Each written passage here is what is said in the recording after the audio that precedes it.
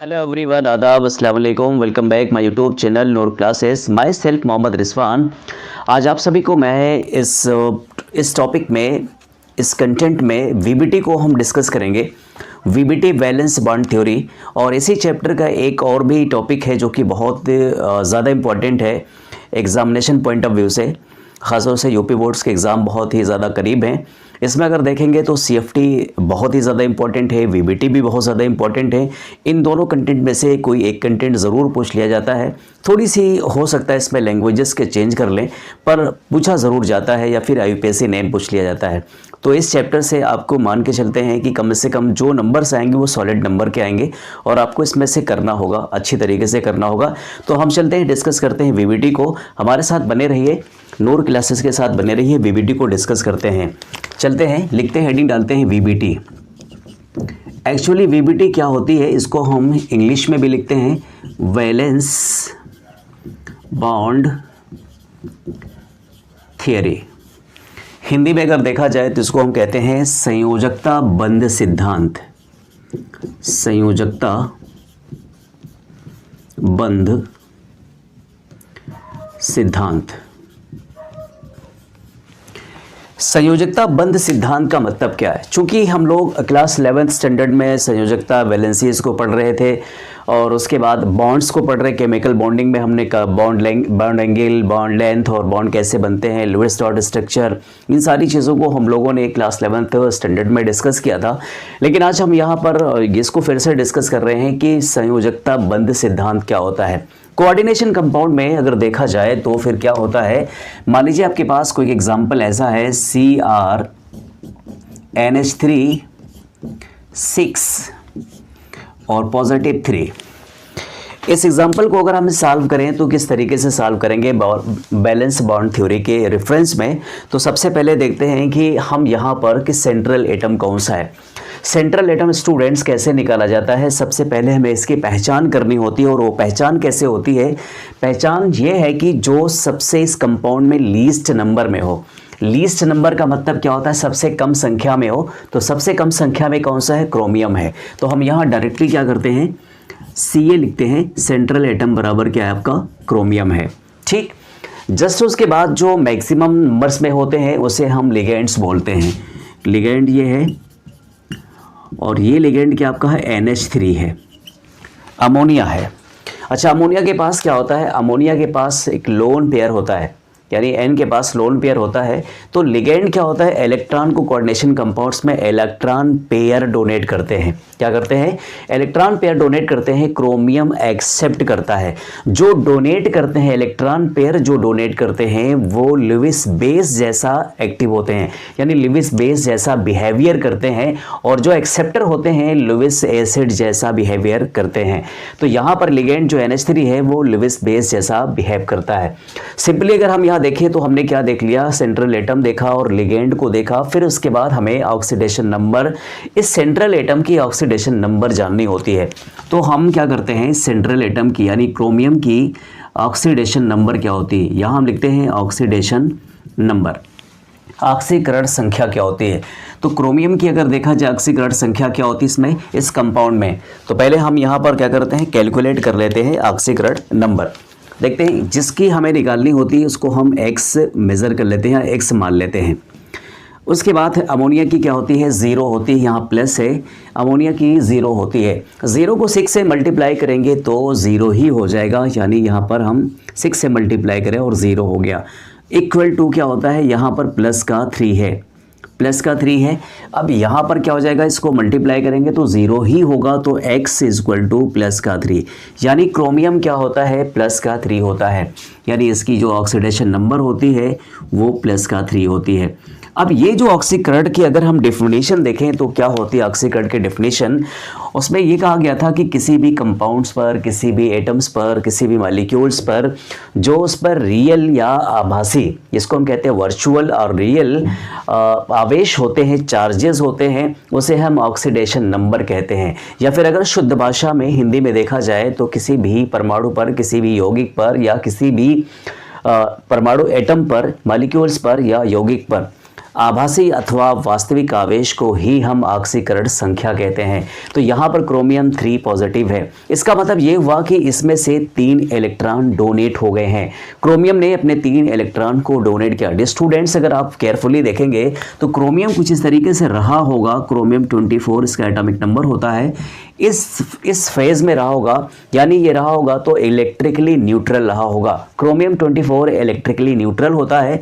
अगर इसके electronic configuration करेंगे तो आप देखेंगे कि 1s2 2s2 2p6 3s2 3p6 3d5 4s1, ये इसका जनरल का इलेक्ट्रॉनिक कॉन्फ़िगरेशन है। चूंकि ये एक्सेप्शन है, मैंने यहाँ पर डायरेक्टली कर दिया है 3d5 एंड 4s1।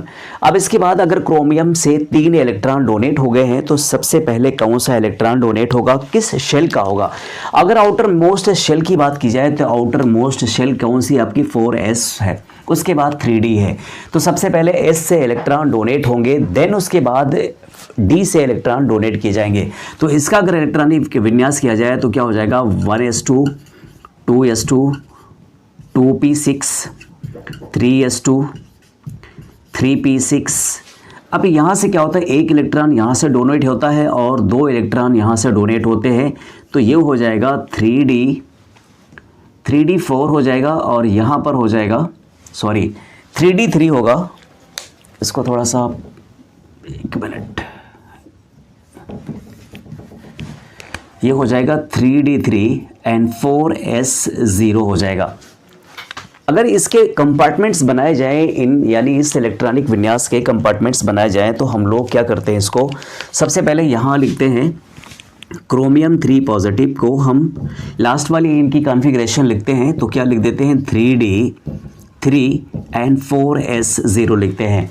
इसके कंपार्टमेंट बनाए जाएंगे। तो कंपार्टमेंट कैसे बनेंगे, 3d यानी d में 5 ऑर्बिटल्स होते हैं 1 2 3 एंड 4। 4s में सिर्फ एक ही ऑर्बिटल होता है, ये इसको हम यहाँ लिख सकते हैं 4s और यहाँ पर हम लिख सकते हैं 3d। ये d थोड़ा सा सही बनाते हैं, हाँ ये 3d हो गया। अब क्या होता है 3d में इलेक्ट्रॉनों को फुलफिल करेंगे। अच्छा, एक चीज़ और भी यहाँ पर हम मिस कर रहे थे, यहाँ पर क्या होगा 4p भी क्या होगा यहाँ पर होगा, पर वैकेंट होगा। क्या होगा, यहाँ पर वैकेंट मोड में होगा। ये है आपका 4p। अब यहाँ पर इलेक्ट्रॉनों को हमने क्या किया है, इलेक्ट्रॉनों को हम यहाँ पर फुलफिल कर रहे हैं। तो जब इलेक्ट्रॉनों को फुलफिल करेंगे तो कुछ इस तरीके से इलेक्ट्रॉन को फुलफिल करेंगे, एक एक इलेक्ट्रॉन को फुलफिल करेंगे। अब यहाँ पर हमें क्या दिख रहा है कि ये वाला वैकेंट है, यहाँ पर कोई इलेक्ट्रॉन नहीं डी में है। डी में सिर्फ 3 इलेक्ट्रॉन है और 3 इलेक्ट्रॉन को हमने फिल किया। डी में जो 2 और भी ऑर्बिटल बच रहे हैं उसमें क्या है, कोई इलेक्ट्रॉन नहीं, इसमें भी कोई इलेक्ट्रॉन नहीं है। यहाँ 4p भी वैकेंट है। अब करते क्या है, यहाँ से लिगेंड आते हैं और ये लिगेंड क्या होते हैं, अमोनिया जो होता है, अमोनिया के पास लोन पेयर होता है। कितने लोन पेयर होते हैं, एक लोन पेयर होता है जिसे हम कहते हैं एकाकी युग्म कहते हैं हिंदी में। और यही लोन पेयर यानी ये 2 इलेक्ट्रॉन कुछ इस तरीके से यहाँ पर आकर यहाँ पर आ जाते हैं। ये इसको हम NH3 लिखते हैं, NH3। यहाँ भी NH3 आएगा, यहाँ भी NH3 आएगा, फुलफिल होंगे और यहाँ भी NH3 आएंगे। तो इस तरीके से 6 NH3 हैं, 6 NH3 यहाँ पर क्या होंगे, आकर सबमिट हो जाएंगे, इंक्लूडेड यानी यहाँ पर इस ऑर्बिटल्स में पहुँच जाएंगे। इसका मतलब ये हुआ कि ये 2 इलेक्ट्रॉन यहाँ से, क्योंकि एक लोन पेयर है और एक लोन पेयर को आप क्या कहते हैं, 2 इलेक्ट्रॉन होता है इसमें। तो 2 इलेक्ट्रॉन इस ऑर्बिटल में, इसमें यानी सब में। अगर इसकी संकरण देखी जाए तो फिर क्या होती है संकरण आप क्या करेंगे, हाइब्रिडाइजेशन। डी कितने हैं, 2d हैं, तो यहाँ पर हम लिखेंगे d2। s कितना है, एक s है, हम यहाँ लिखेंगे s। और p कितने हैं, 3 है, 1 2 3। तो क्या हो जाएगा d2sp3 हाइब्रिडाइजेशन होती है। ये जो हाइब्रिडाइजेशन आप देख रहे हैं वो क्या है, d2 हाइब्रिडाइजेशन, ये हुआ आपका संकरण हुआ। तो ये जो संकरण आपकी है d2sp3 है। अब अगर आप सवाल इसकी ज्यामिति की बात करें तो ज्यामिति कैसे बनती है, इसको हम कहते हैं अष्टफल की ज्यामिति कहते हैं। तो अष्टफल की ज्यामिति कैसे बनती है इसको हम लोग देख लेते हैं। तो यहाँ पर लिखते हैं क्रोमियम से क्या करते हैं, कुछ इस तरीके से हम लोग पहले क्या बनते हैं, इस तरीके से लगा लेते हैं। यहाँ पर ये लिगेंड होगा, इस तरीके से लिगेंड यहाँ पर NH3 के फॉर्म में है यहाँ पर भी NH3 के फॉर्म में है, यहाँ पर भी NH3 के फॉर्म में है और यहाँ भी NH3 के।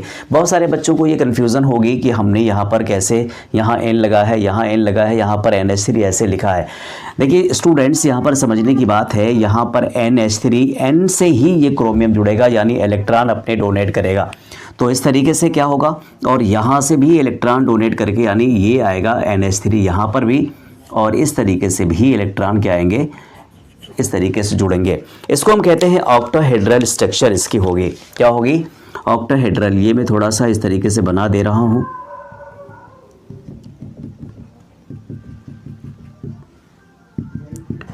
शेप हो सकता है थोड़ा सा मिसमैच हुई हो, पर इस तरीके से ही बनेगी। इसको कहते हैं ऑक्टाहेड्रल कहते हैं। क्या कहते हैं? ऑक्टाहेड्रल, जिसको हम कहते हैं ऑक्टाहेड्रल या फिर अष्टफलकीय,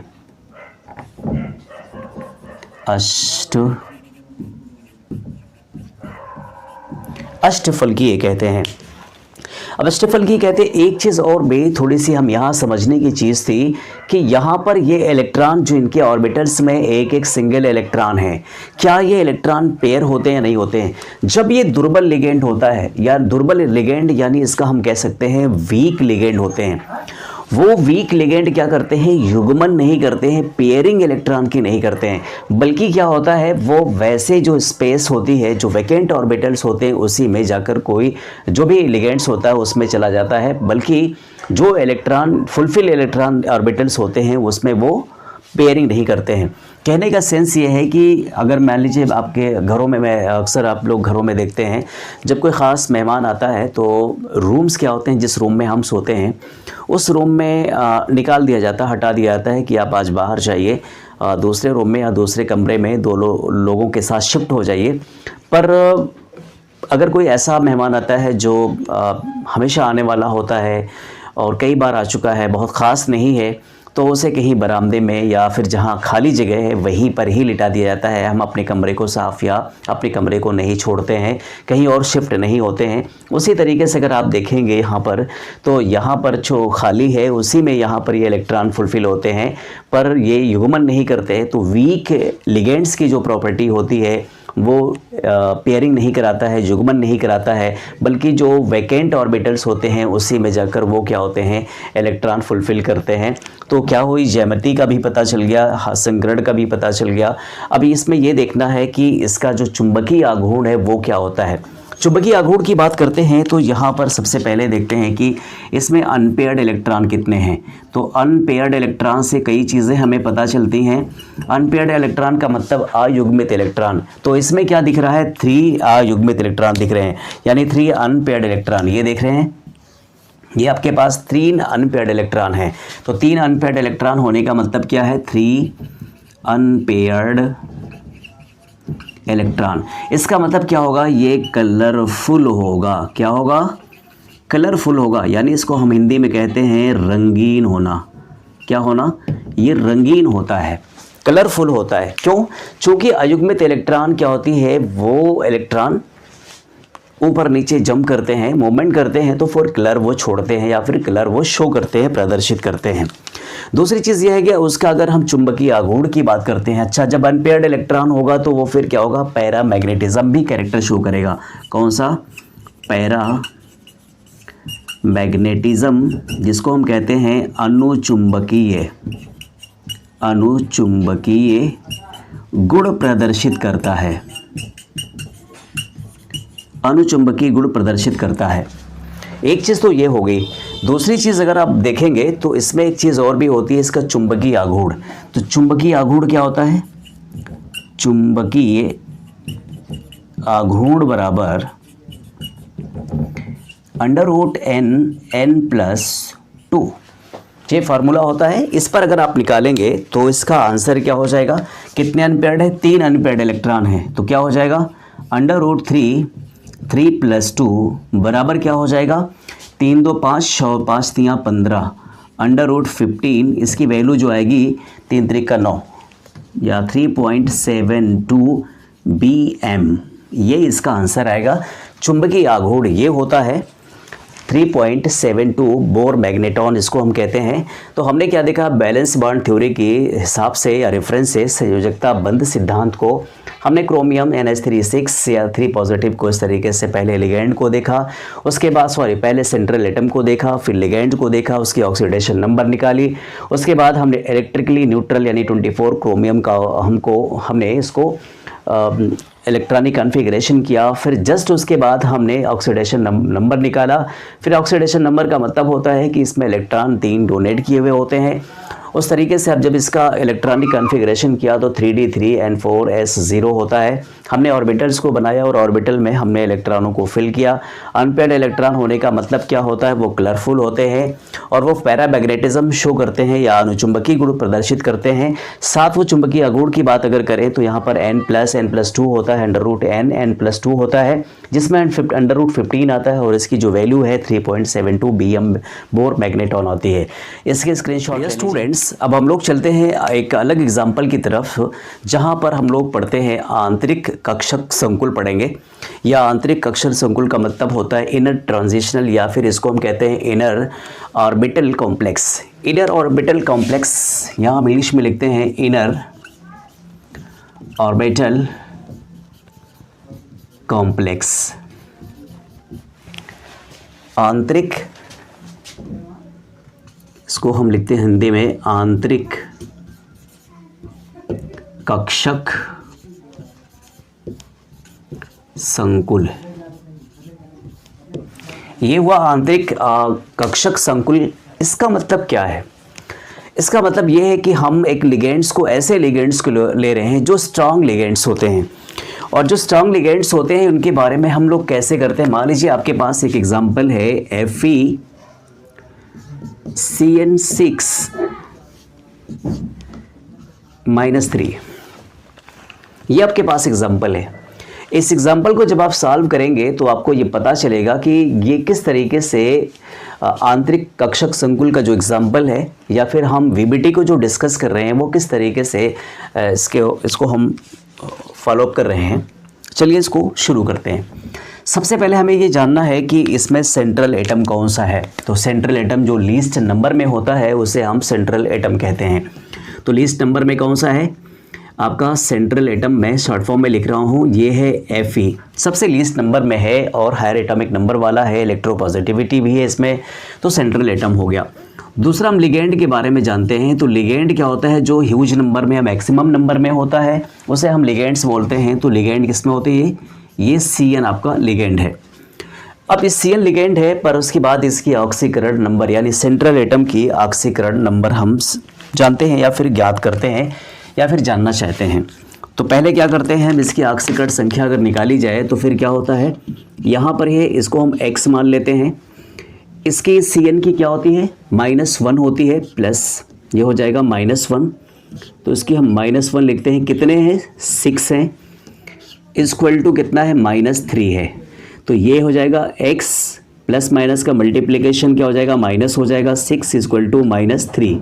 तो x इक्वल टू क्या हो जाएगा? 6 उधर जाएगा तो ये हो जाएगा 6 - 3 इक्वल टू प्लस का 3। तो ये जो आपकी निकल के आई है Fe की जो ऑक्सीकरण नंबर है, Fe की जो ऑक्सीकरण नंबर है वो +3 होता है, +3 है यहाँ पर। अब चूंकि आपको या हमको सबको मालूम है कि किसी भी परमाणु पर उस पर वास्तविक या आभासी जो आवेश होते हैं वही उसकी ऑक्सीकरण संख्या होती है। और +3 का मतलब ये है कि इलेक्ट्रॉनों का डोनेशन होता है, यानी इलेक्ट्रॉनों का उन्होंने डोनेट कर दिया है, दान कर दिया है। तो इसकी अगर जनरल कॉन्फ़िगरेशन देखी जाए, सामान्य रूप से जब वो इलेक्ट्रिकली न्यूट्रल होता है, परमाणु वैद्युत उदासीन होता है, तब किया जाए तो फिर क्या होता है, यहाँ पर हम देखते हैं Fe अगर देखा जाए जनरली फॉर्म में इसका एटॉमिक नंबर 26 होता है। इसकी इलेक्ट्रॉनिक कॉन्फ़िगरेशन करेंगे तो क्या हो जाएगा? 1s2 2s2 2p6 3s2 3p6 3d and 4s2 ये हो जाएगा 3d6 हो जाएगा। 2 2 4 6 10 2 12 6 18 18 6 24 2 26 ये हो गया इलेक्ट्रिकली न्यूट्रल एटम की। अब हम किसका करते हैं, यहाँ पर 3 इलेक्ट्रॉन इसने डोनेट किए हैं, और 3 इलेक्ट्रॉन डोनेट करने का मतलब पहले लास्ट ऑर्बिटल से आउटर मोस्ट शेल से इलेक्ट्रॉन डोनेट होंगे, उसके बाद यहाँ से डोनेट होंगे। तो 3 गया है, इसका मतलब 2 एस से और 1 पी यानी डी से जाएगा। तो हम इसको लिख लेते हैं 1s2 2s2 2p6 3s2 3p6 3d5 and 4s0। ये इस तरीके से हम अब ऑर्बिटल को बना लेते हैं कि ऑर्बिटल कितना होगा। अगर मैं इसको थोड़ा सा इसमें अंडरलाइन कर दूं तो कुछ ये इस तरीके से होगा यहाँ पर। तो अब ये अगर हम इसके ऑर्बिटल को बनाएं तो कैसे बनता है ऑर्बिटल, चलते हैं इसको देख लेते हैं। Fe3 पॉजिटिव का हम लास्ट ऑर्बिटल बना रहे हैं 3d5, तो ये बन जाता है 3d5, ये हो गया 1 2 3 4, ये हो गया 3d5। देन उसके बाद 4s है, तो 4s को भी हम बना लेते हैं, यहाँ पर ये 4s है। 4s के बाद 4p आता है, तो 4p का भी ऑर्बिटल यहाँ पर क्या होता है, वैकेंट ऑर्बिटल्स होते हैं, वैकेंट ऑर्बिटल होता है। तो अब हमने क्या किया, इसमें इलेक्ट्रॉनों को फुलफिल करेंगे। तो फिर इलेक्ट्रॉन कैसे फुलफिल होंगे, 5 है और 5 ऑर्बिटल है, तो सिंगल सिंगल इलेक्ट्रॉन इसमें इस ऑर्बिटल्स में आएंगे। तो हम यहाँ पर फुलफिल करते हैं, 1 इलेक्ट्रॉन यहाँ पर, दूसरा, तीसरा, चौथा एंड 5वां, 5 इलेक्ट्रॉन आ गए। अब ये देखना है कि इसमें ये प्रबल लिगेंड है या फिर वीक लिगेंड्स हैं। तो ये प्रबल लिगेंड है, CN क्या होता है, प्रबल लिगेंड होता है, स्ट्रॉन्ग लिगेंड्स होते हैं। और इनकी क्या खासियत होती है कि ये इलेक्ट्रॉनों का युग्मन कराते हैं, इलेक्ट्रॉनों की पेयरिंग कराते हैं, जिसको हम कहते हैं स्ट्रॉन्ग लिगेंड। स्ट्रॉन्ग लिगेंड ये इलेक्ट्रॉन्स की पेयरिंग कराते हैं, पेयरिंग कराते हैं। मतलब क्या होता है, जैसे अभी आप देखें घरों में जब हमारे कोई ख़ास मेहमान आते हैं तो ख़ास मेहमान की क्या होती है, बड़ी ख़ातिरदारी होती है। और उस ख़ातिरदारी में देखते हैं कि अगर हमारे अपने रूम्स हैं, पर्सनल रूम हैं, तो उस पर्सनल रूम में उस गेस्ट को या मेहमान को जो बहुत पर्सनल बहुत ख़ास होता है उसको जो है वहाँ पर लिटाया जाता है, या फिर उसके लिए वो रूम जो है दे दिया जाता है, उसको रूम में वो अकेले रहता है। इसी तरीके से यहाँ भी इलेक्ट्रॉन क्या करते हैं, यहाँ से स्पेस यानी दूसरे रूम्स में ऑर्बिटल्स में शिफ्ट होते हैं। जैसे मेहमान बहुत ख़ास होते हैं, ऐसे यहाँ से इलेक्ट्रॉन को अपनी ओरिजिनल स्पेस को छोड़कर दूसरे यानी पहले वाले ऑर्बिटल्स में पेयर होते हैं और फिर यहाँ पर ऑर्बिटल को मतलब वैकेंट करते हैं। सिंपल सा अगर देखा जाए तो फिर हम यहाँ पर इलेक्ट्रॉनों को जब पेयरिंग कराते हैं तो कुछ इस तरीके से पेयरिंग होती है। मैं दूसरा यहाँ पर बना दे रहा हूँ 1 2 3 4, यहाँ पर पहले एज वेल एज जैसा है वैसे ही रहेगा। ये आपका 4p है, ये आपका 4s है, ये आपका 3d है। पहले इलेक्ट्रॉन क्या है, यहाँ से पेयरिंग कराएंगे, एक एक इलेक्ट्रॉन हम फुलफिल करते हैं यहाँ पर इस तरीके से। ये वाला इलेक्ट्रॉन सबसे पहले यहाँ आएगा और दूसरा ये वाला इलेक्ट्रॉन यहाँ पर आएगा। क्या हुआ, एक इलेक्ट्रॉन यहाँ पर अनपेयर्ड इलेक्ट्रॉन बचा और 2 इलेक्ट्रॉन क्या हो गए, पेयर्ड इलेक्ट्रॉन हो गए। अब आती है बारी कि यहाँ पर CN6 चूँकि प्रबल है, अब यहाँ पर आता है वो अपनी स्पेस लेने के लिए। तो यहाँ पर क्या करते हैं, हम CN को रख देते हैं, यहाँ पर CN, यहाँ भी CN आएगा। चूँकि CN के पास एक लोन पेयर होता है यानी इसके पास 2 इलेक्ट्रॉन होते हैं, तो यहाँ पर वो आ जाएंगे यानी पेयरिंग होगी, इसमें इलेक्ट्रॉन 2 होते हैं। यहाँ पर ये CN आ जाएगा और यहाँ भी CN आ जाएगा। तो CN की नंबर कितनी है, 6 है और हमने यहाँ पर 6 को फुलफ़िल कर लिया है। अब एक चीज़ यहाँ पर दिखाई पड़ रही है, इसकी ज्यामिति की क्या होती है, इसकी ज्यामिति क्या होती है, स्ट्रक्चर क्या होता है, वो हम यहाँ पर ड्रा कर लेते हैं। तो सबसे पहले क्या करते हैं, हम Fe यहाँ लिखते हैं और Fe के साथ इस तरीके से हम क्या बना लेते हैं, लिगेंड यहाँ पर ऐड कर लेते हैं। लिगेंड आपके पास क्या है, CN है, यहाँ भी CN है और यहाँ भी देखेंगे तो यहाँ भी CN है, देन यहाँ भी CN है। तो और ऊपर भी आपके पास एक्सिस पर भी CN है, यहाँ भी CN और यहाँ भी CN है। अगर आप यहाँ थोड़ा सा भी केयरफुली देखेंगे तो कुछ इस तरीके से इसकी स्ट्रक्चर आप ड्रा कर लेंगे। ये भी अष्टफलकी होता है, क्या होता है, ये अष्टफलकी होता है। इसको हम लिख सकते हैं यहाँ पर अष्टफलकीय लिख सकते हैं। यानी ऑक्टाहेड्रल लिख सकते हैं। शेप अगर ज्यामिति की बात की जाए तो यहाँ पर हम ऑक्टाहेड्रल या फिर अष्टफलकीय लिख सकते हैं। अब अगर संकरण की बात करते हैं तो संकरण क्या होती है, तो संकरण क्या है, इसमें 2 है आपके, डी में 2 है तो D2 लिख दिया, S 1 है तो यहाँ पर कितने हैं, P में कितने हैं, 3 है, तो ये क्या हो गया, संकरण D2sp3 होती है। D2sp3 में ऑक्टाहेड्रल, चूँकि हमने इससे पहले वाली वीडियो में सब कुछ बताया था कि कौन सी संकरण कैसे होती है, तो यहाँ पर अगर 6 लिगेंड्स हैं तो उसके साथ संकरण क्या होती है, ये इसकी संकरण है DsP23 संकरण ये है। अब इसके बाद इसमें अनपेयर्ड इलेक्ट्रॉनों की बात करते हैं, तो अनपेयर्ड इलेक्ट्रॉन कितने होते हैं, अनपेयर्ड इलेक्ट्रॉन यहाँ पर एक है, कितना है, 1 unpaired electron, 1 unpaired electron. Unpaired electron जब 1 है तो इसका मतलब क्या हुआ, ये पैरामैग्नेटिक होते हैं, क्या होते हैं, पैरामैग्नेटिक होते हैं, जिसको हम कहते हैं अनुचुंबकीय होता है। ये हिंदी में अगर देखा जाए तो इसे हम कहते हैं अनुचुंबकीय, ये आपका अनुचुंबकीय है। और अनुचुंबकीय के साथ साथ क्या ये कलरफुल है या नहीं है, तो ये कलरफुल होता है बेशक, चूंकि यहाँ पर एक ही अनपेयर्ड इलेक्ट्रॉन है, ये काफ़ी है, यहाँ पर ये कलरफुल होता है, क्या होता है, कलरफुल होता है, जिसको हम रंगीन कहते हैं, क्या कहते हैं, रंगीन कहते हैं, या मैं यहाँ पर थोड़ा सा हाईलाइटेड कर दे रहा हूँ, ये रंगीन होता है। अब इसके बाद इसकी अगर वो देखी जाए, चुंबकीय आघूर्ण देखा जाए, तो चुंबकीय आघूर्ण का जो फार्मूला होता है वो होता है √n+2 होता है। अब इसमें हम क्या करते हैं, सॉल्व करते हैं, एक इलेक्ट्रॉन सिर्फ इसमें क्या है, अनपेयर्ड है, तो 1+2 यानी ये हो जाएगा 2 + 1 = 3, और यहाँ पर √3 हो जाएगा, जिसकी वैल्यू है 1.73 bm, यानी इसका जो आंसर है वो क्या हो जाएगा, 1.73 बोर मैग्नेटॉन। तो ये हमने क्या निकाला, इनर ऑर्बिटल कॉम्प्लेक्स का निकाल लिया। ये आपकी संकरण है, एक बार फिर से हम इसको रिवाइज करते हैं।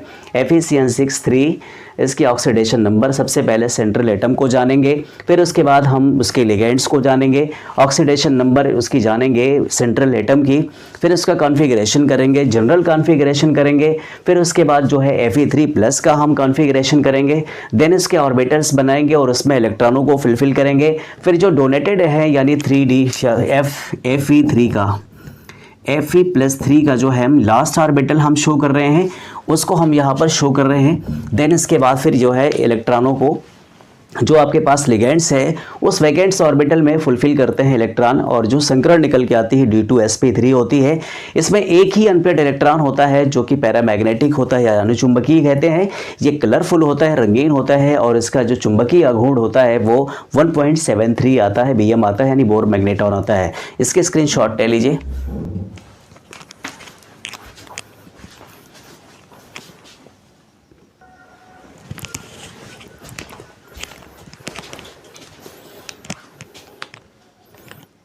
डियर स्टूडेंट्स, अब हम लोग चलते हैं एक ऐसे एग्जाम्पल की तरफ चलते हैं जहाँ पर Ni, मैं एग्जाम्पल लिखता हूँ NiCl4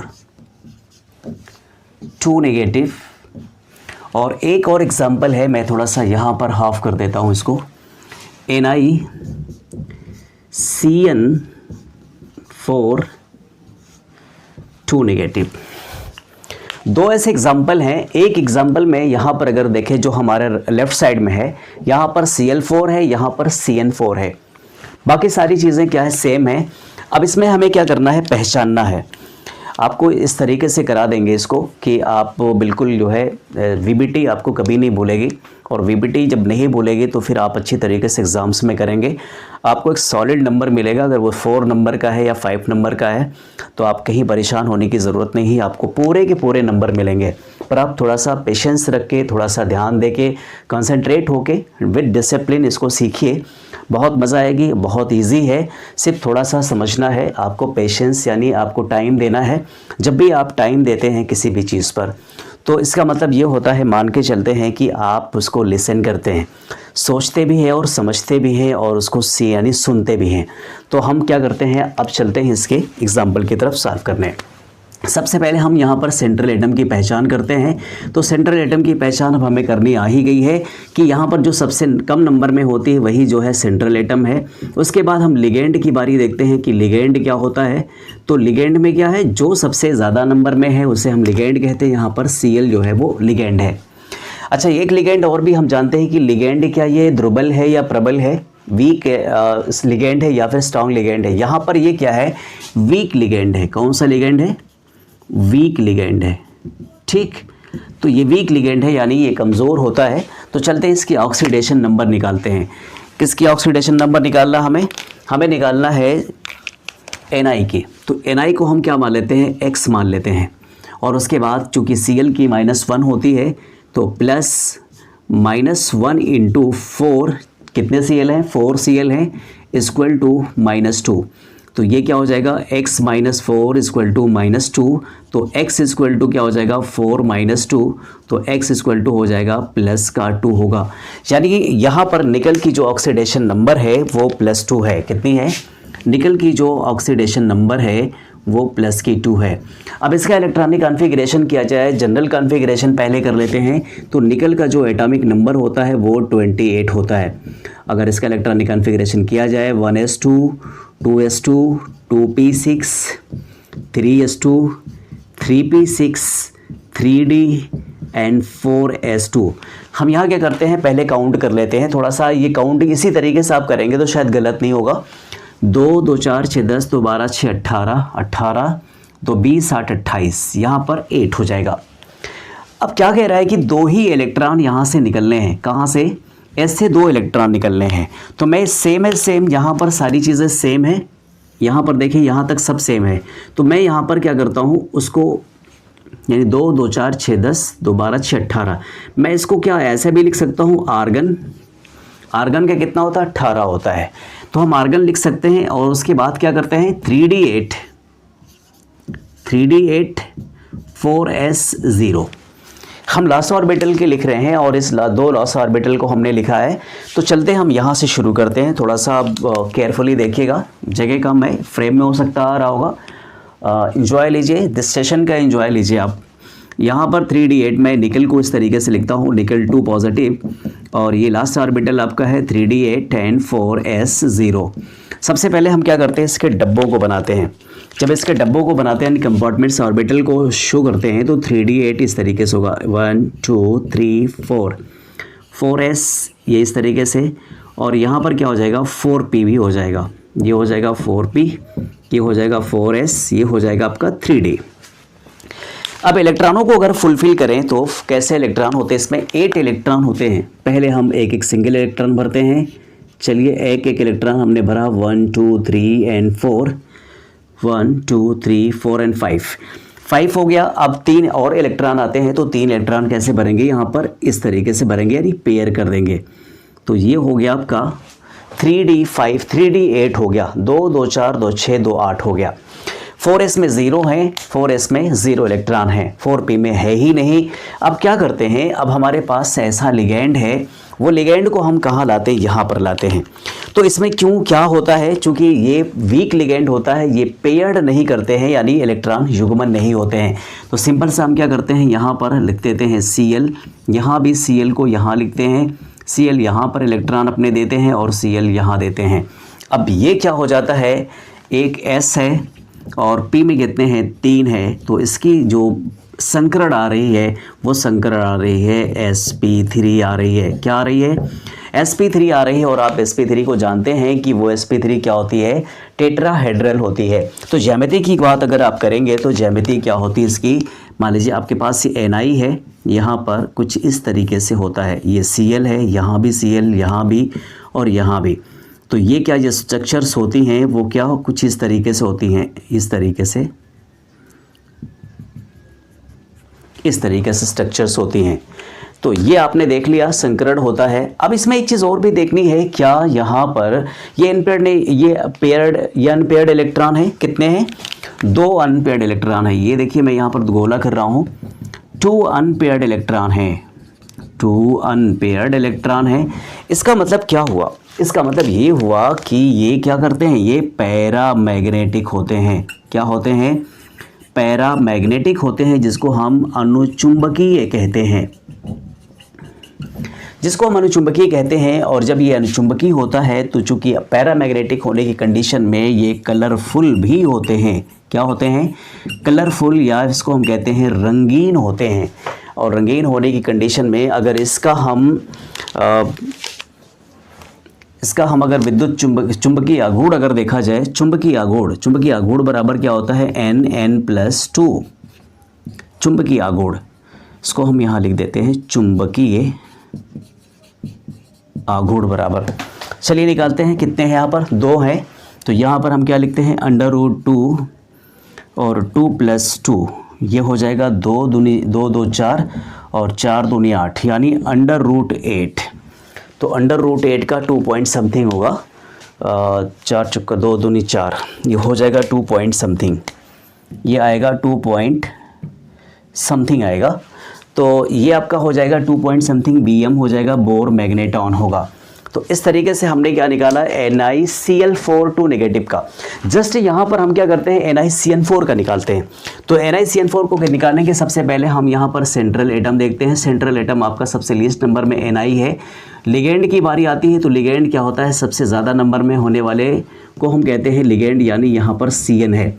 अब Ni की यहाँ पर क्या हो जाएगी? ऑक्सीडेशन नंबर निकालते हैं, तो सेम जो हमने इधर निकाला है प्रीवियस फॉर्म में, यहाँ पर देखते हैं।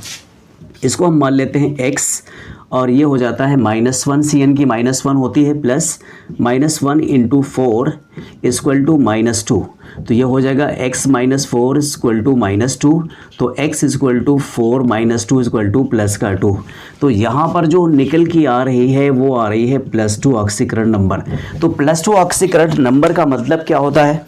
मतलब ये होता है कि यहाँ पर जिस भी परमाणु पर जो आवेश होता है, चाहे वो वास्तविक हो चाहे वो आभासी हो, उसे हम ऑक्सीकरण नंबर कहते हैं। और जब ये +2 फॉर्म में है तो इसका मतलब ये हुआ कि इन्होंने 2 इलेक्ट्रॉन को डोनेट किया हुआ है। तो जब 2 इलेक्ट्रॉन को इन्होंने डोनेट किया है, इसका मतलब आप देखेंगे तो इसकी इलेक्ट्रॉनिक कॉन्फ़िगरेशन क्या हो जाएगी? सेम है, सेम। मैं यहाँ पर लास्ट वाला सिर्फ लिख रहा हूँ, ये 1s2 2s2 2p6 3s2 3p6 3d8 and 4s2, ये इसका कॉन्फ़िगरेशन है, जनरल कॉन्फ़िगरेशन है। मैं यहाँ से निकाल दे रहा हूँ इलेक्ट्रॉन, यहाँ से निकाल दे रहा हूँ, क्योंकि 2+ में है तो मैं यहाँ पर सिंपली क्या करता हूँ, यहाँ से निकाल दे रहा हूँ और ये कर देता हूँ इसको 0। अब इसके कंपार्टमेंट्स बना लेते हैं, इसके डब्बे ऑर्बिटल्स को बना लेते हैं। तो इसका ऑर्बिटल का डब्बा क्या होगा? Ni2+ में अगर देखा जाए तो फिर ये हो जाएगा आपका, ये 3d8 और 4s 0 है, डब्बा बनाइएगा। ये 3d8 1 2 3 4, ये आपका 4s है, ये आपका 4p है, 1 2 4p और 4s, और ये आपका 3d है। 8 इलेक्ट्रॉन है, ज़रा फुलफ़िल करेंगे तो फिर इलेक्ट्रॉन कितने होंगे? पहले एक इलेक्ट्रॉन को फुलफ़िल करते हैं। चलो फुलफ़िल कर लिया, एक इलेक्ट्रॉन 5 हो गया। इसके बाद ये क्या हो जाएगा? छठा हो जाएगा। यहाँ पर क्या हो जाएगा? 7, और थोड़ा सा ये सही बना दें, ये हो गया 8। 2 अनपेयर्ड इलेक्ट्रॉन यहाँ पर हैं। जब यहाँ पर 2 अनपेयर्ड इलेक्ट्रॉन है तो फिर क्या देखते हैं यहाँ पर कि यहाँ पर Cn4 है, यानी Cn4 है, ये आपका स्ट्रॉन्ग लिगेंड है। क्या है ये? Cn जो होता है वो स्ट्रॉन्ग लिगेंड होता है। स्ट्रॉन्ग लिगेंड क्या करता है? अभी हमने बताया था कि जब घर में कोई ख़ास मेहमान आता है तो आपको वो स्पेस खाली करनी पड़ती है जहाँ पर आप रोज़ रहते हैं, यानी आपको कहीं और शिफ्ट होना पड़ता है। तो यहाँ पर क्या करता है? स्ट्रॉन्ग लिगेंड इलेक्ट्रॉनों को पेयरिंग कराता है, यानी युग्मन कराता है। तो ये इलेक्ट्रॉन क्या करेगा? यहाँ से ये इलेक्ट्रॉन यहाँ पर आकर शिफ्ट करेगा यहाँ पर। तो जब शिफ्ट करेगा तो क्या बन जाएगा? मैं इसकी शेप बनाता हूँ, ये इस तरीके से हो जाएगा, 1 2 3 4, और यहाँ पर ये 4s, यहाँ पर ये 4, ये आपका 4p है, और यहाँ पर ये 4s है, ये आपका 3d है। इलेक्ट्रॉन को फुलफ़िल करेंगे तो इलेक्ट्रॉन क्या होते हैं? सबसे पहले ऑलरेडी यहाँ पर फुल है, यहाँ पर फुलफ़िल है। अब ये वाला इलेक्ट्रॉन क्या होता है? यहाँ पर आकर पेयर हो जाता है, बचा एक ऑर्बिटल। तो एक ऑर्बिटल यहाँ बचा और ये 1 3 यानी 4 5 ऑर्बिटल बच गए। अब क्या करते हैं देखते हैं। यहाँ पर जब यहाँ पर इन्होंने अपने इलेक्ट्रॉन्स को फिल कर लिया तो यहाँ पर क्या आएंगे? Cn आएंगे, यहाँ पर क्या आएगा? Cn आएगा, यहाँ पर भी क्या आएगा Cn, और यहाँ पर क्या आएगा Cn आएगा। ज़रा इसमें देखते हैं क्या बनता है। ये क्या हो जाएगा, एक आएगा D का, D लिखा, एक S का, और यहाँ पर P के कितने हैं, 2 हैं। यानी जो इसकी स्ट्रक्चर है DsP2 है, या संकरण जिसको हम कहते हैं, ये संकरण क्या है, संकरण यानी हाइब्रिडाइजेशन क्या है, DsP2 है। तो DsP2 को अगर देखेंगे तो स्क्वायर होता है, ये इसके स्ट्रक्चर बनाते हैं तो ये Ni है। चलिए इसको करके देखते हैं। Ni यहाँ पर हो जाएगा आपका Cn, यहाँ भी Cn, यहाँ भी Cn, और यहाँ भी Cn। तो कुछ इस तरीके से ये बनता है। आप सभी लोग बना लीजिएगा इसको, ये इस तरीके से स्क्वायर प्लेनर बनता है। अब इसमें क्या करते हैं, देखते हैं कि क्या इसमें पेयर्ड इलेक्ट्रॉन है। देखते हैं paired electron, all electrons are pair, सभी पेयर्ड इलेक्ट्रॉन हैं। कलरफुल होगा या कलरलेस होगा, तो ये क्या हो जाएगा, कलरलेस होगा। इसको हम कहते हैं रंगहीन होगा। क्या होगा, रंगहीन होगा। और इसमें अगर चूँकि यहाँ पर अनपेयर्ड इलेक्ट्रॉन है नहीं, तो यहाँ पर चुंबकीय आघूर्ण होगा नहीं। तो इस तरीके से हमने क्या देखा, इन दोनों में एग्जाम्पल्स में क्या देखा, इसमें ये इलेक्ट्रॉन क्या होते हैं, अनपेयर्ड हैं, इसमें अनपेयर्ड होते हैं। चूँकि ये वाला जो इलेक्ट्रॉन होता है वो क्या करता है, इसमें शिफ्टिंग कर जाता है, यानी पेयरिंग कर लेता है। वो इसकी खासियत होती है, चूँकि वो चीज़ क्या होती है, जो स्ट्रॉन्ग लिगेंड्स होता है वो पार्शियली क्या करता है, पार्शियली या फिर इसको हम कह सकते हैं टोटली वो आयोनाइज करता है, आंशिक यानी आयनों में विखंडित कर देता है। तो इस तरीके से पेयरिंग, आप क्रिस्टल फील्ड थियरी पढ़ेंगे तो वहाँ हमें पता चल जाएगा कि स्ट्रॉन्ग लिगेंड्स क्या होते हैं एक्चुअली, और वीक लिगेंड्स क्या होते हैं। तो यहाँ पर जो स्ट्रक्चर्स बन रही है, यहाँ पर चूँकि यहाँ पर क्या करा रहा है वो, उसको पेयरिंग करा रहा है, युग्मन करा रहा है, तो यहाँ पर 4Cn लग जाएगा। और DsP2 इसकी संकरण होगी, हाइब्रिडाइजेशन होगी। अनपेयर्ड इलेक्ट्रॉन पेयर्ड इलेक्ट्रॉन होगा, जिसको आप कहते हैं डायामैग्नेटिज्म होता है, डायामैग्नेटिज्म होता है, इसको हम कहते हैं डायामैग्नेटिज्म। तो आज का मुझे लगता है कि एग्जाम्पल्स ओवर हुआ। मुझे लगता है आपको अच्छी तरीके से समझ आया होगा। वीडियो अगर अच्छी लगे आपको तो फिर आप जो है चैनल को सब्सक्राइब करिए, लाइक करिए, शेयर करिए, कमेंट्स करिए, बेल आइकन को ज़रूर प्रेस करिए ताकि आपको नोटिफिकेशन प्रॉपरली मिलती रहे।